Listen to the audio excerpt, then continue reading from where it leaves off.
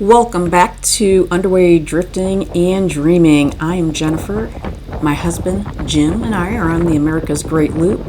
Unfortunately, we lose our Wi-Fi extender to 40 knot winds during a storm in Kingston, Ontario. We see those cleats breaking. Our dock broke, and thankfully all the boaters came to our aid. For the next 45 days traveling through Canada, there was very little cell data using our cell phones. We put the order in the North Channel, and as soon as we entered in the United States, we were able to get Starlink on the boat. Now what are you doing, Jim? I was trying to hide from you, and so I figured I'd come on top of the pilot house, take a nap. That didn't work. But you have a wire brush in your hand. I don't think you're napping. What are you doing? So when our PEP wave antenna came off, the top fiberglass part, the mount was still here, and then there was an old mount on the deck. Okay. This is where we're going to mount the Starlinks. That's taking place of the PEP wave, which was a cellular-based antenna. So, if you can see here, the mounts they've been on there for years because they did a non-skid surface around them. So, I'm cleaning up all the silicone spray. I'm going to drill out these holes, and then I've got an epoxy that I'm going to fill in these holes. I'm actually going to use this for the Starlink antenna wire to go down into. So I'm going to put a little piece of PVC pipe to raise it, and then I'll put a thickened epoxy with sand in it so it'll match the original deck. Then we'll drill 4 new holes. You're gonna drill holes in my boat? Yeah, I don't like to, but there's a proper way to do it. They didn't do it. They just drilled holes and put screws in there and put silicone. Oh. There was no rod in there, so it worked. But what I'm going to do is drill the hole, and then I'm going to fill the core, which you can see inside here, not the white stuff, but there's actually balsa wood, about 1.5 inches of balsa wood. Okay. That gets wet, it'll rot. So what I'll do is I'll coat the inside of that balsa wood with epoxy, so if the water penetrates past the silicone, it won't absorb into the balsa wood. So that'll take several days, but I'm going to clean this up, and we'll seal these with epoxy today. And then at the next port, we will finish smoothing this out, and then I'll mount the Starlink. Awesome. So we have Starlink. Starlink, much better than our web-based antenna or cell-based antenna. All right. All right. So you have your tools. You're going up on the roof. Thickened epoxy adhesive. I got 2 putty knives. I'm going to squirt it and mix it on there.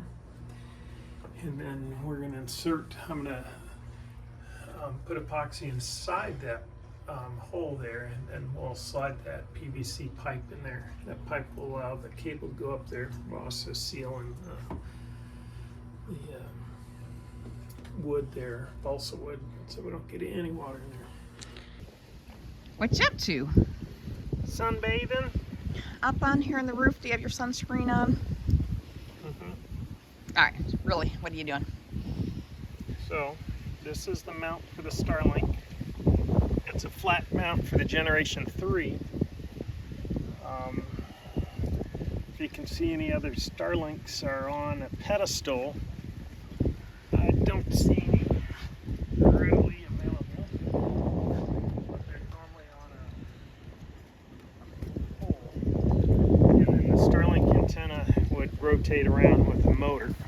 Well, this Generation 3 we have now, it's made to just lay flat. It's got what they come with is a kickstand that just angles it up, so when you're in a RV, you take it out, put it in the lawn, put it and aim it to the sky, and it's good. So the amount of Starlink satellites that are up now are all over the place. So the best thing now is to have a Starlink flush mounted, so it's not, bobbing around on a pole or anything. So this here was our old antenna base that looked like this one here. And instead of having the hole just cut flush where the wire would come through, I don't like this because water can go in here. the hole that was pre-drilled was actually a perfect size fit for this piece of PVC pipe. So I've raised the PVC pipe through here, so that way if any water comes in here, the chance of it to go down here is less likely. We'll put the wire from the Starlink into there and I'll seal it up, I'll cap it. This was another mount. I've epoxied this, now I just have to sand it for the third time, and then I'll put a grit in there and paint it to match. So these, the Starlink itself would be too low on the deck to be able to reach in there and run the wire. So I have to raise it. So I have these plastic fittings or boards basically, and I needed to raise it. I thought I could get away with one, but I went ahead and epoxied two together. So now I'm just squaring them up. I will drill through these, through the cabin top, which I don't like to, but I don't want to just use adhesive. And then I'll oversized hole, I'll fill it with epoxy, secure the hole inside with epoxy, and then I'll really drill it a smaller fitting so the bolt will go all the way through the new epoxy, and that'll prevent water going into the balsa wood core. So these will be mounted here on deck. Then I come back, once these are mounted, I'll mount the bracket with stainless steel screws. I'll use probably 1.25 inches, and it'll go down into the second thing. So the screws for this actually won't go into the deck. So these will all be secured, weatherproofed, and then these on top of it. I'll put some silicone on top of these. So then it'll sit there. I'm going to come in here and attach the Starlink. So the Starlink will lay flat on the cabin top. And then the wire that comes through will come through, go back down into the hole and hook to the router. So right now I'm just squaring it up, making sure that the bolts will go all the way through. And we'll need longer, probably 4-inch long stainless steel bolts that will go through the deck, the cabin top. The cabin top's about 2 inches thick. So probably a 4-inch bolt to go through. And that'll be our Starlink. Cool. I'm just glad we can use the Starlink right now while you're working.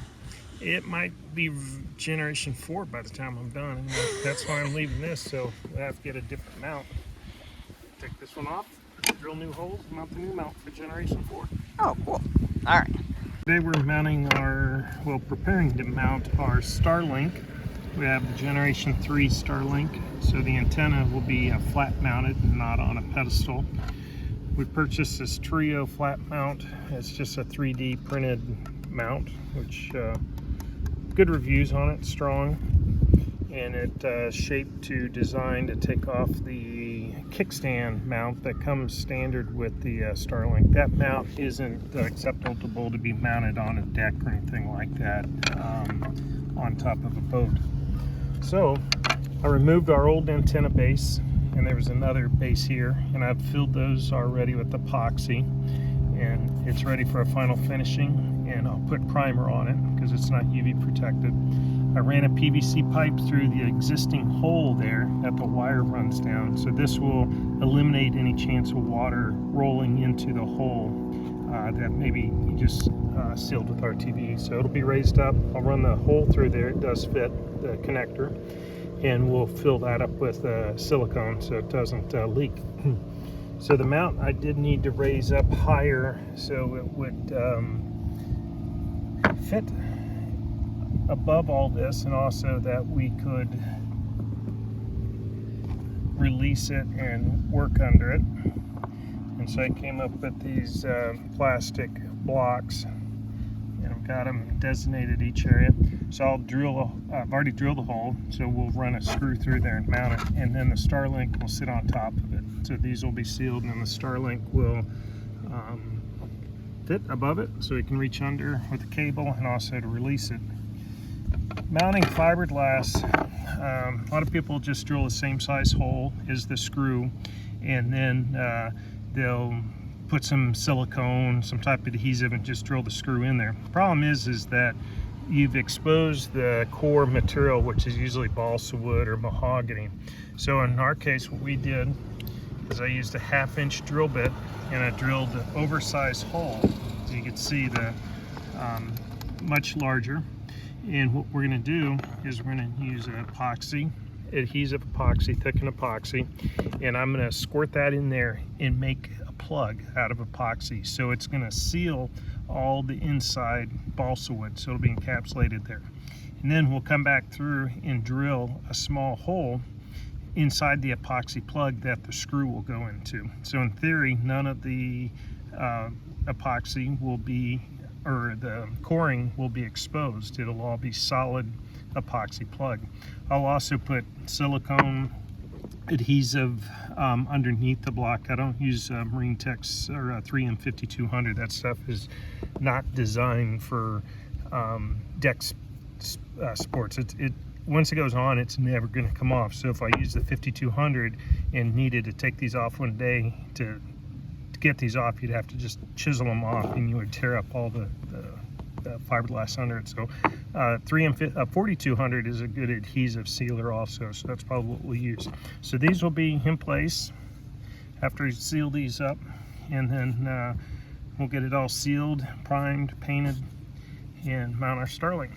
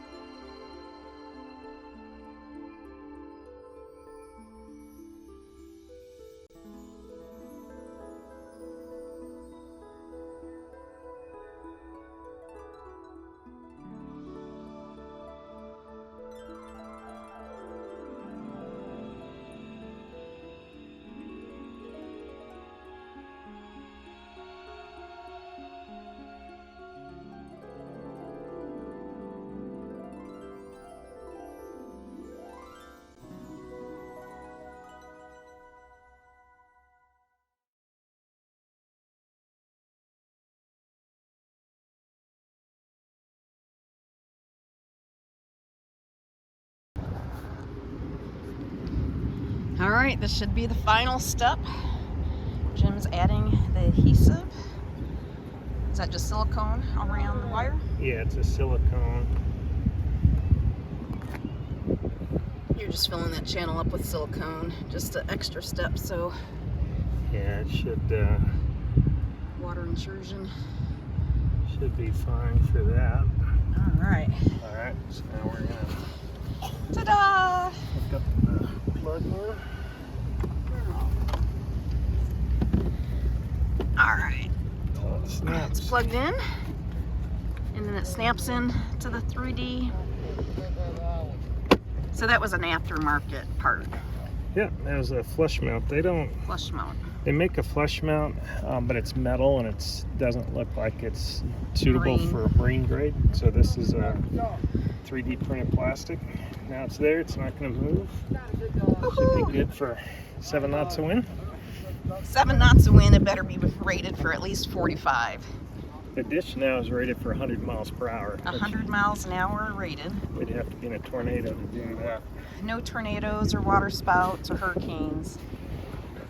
Just finishing up cleaning up and putting it in the last few panels, and there's a few things to do underneath the chart table, but we have been using the Starlink since we have gotten back in to the US. It has been perfect. It gives me the peace of mind, especially at anchoring, or there's a lot of areas without cell reception, cell data, and it has just given me that peace of mind. Thank you for taking your time out to watch our videos. We'll be making more. On Fridays, we're going to try to do maintenance videos on the boat.